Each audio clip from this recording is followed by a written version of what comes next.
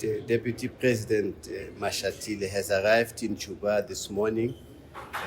You would recall that Deputy President Mashatile has been appointed by President Ramaphosa as his special envoy for South Sudan in order to support South Sudan on its transition to a peaceful, democratic, and the successful conclusion of the transition period.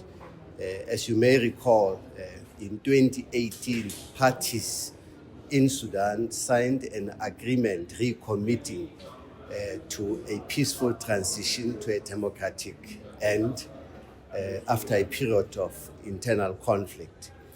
That was a landmark peace agreement, and it spelled out certain milestones which needed to be achieved to arrive at that end. And one of those critical milestones was one, the finalization of the permanent constitution, two, conducting national census, but also most critically, establishing a non-partisan unified security services. Last year, the parties agreed by consensus to extend a transition period and the holding of the elections. Parties agreed to postpone the elections to December 2026 and that the transition period to conclude in February 2027.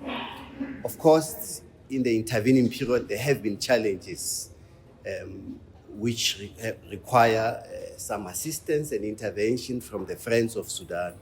And it is in that context that the Deputy President is here, one, to gather information, interact with all the relevant parties to the peace agreement on progress that has been achieved, but also on the challenges they are experiencing. And that is the reason why the Deputy President is here. The Deputy President is scheduled to meet with His Excellency President Salva Kiir, Vice President, as well as Vice President Dr. Benjamin Ball, and many other key parties to the agreement, including the international organizations. So the Deputy President will spend a day here as well as tomorrow. From here, the Deputy President will then go back home and report to the President on his observation and we'll take it from there.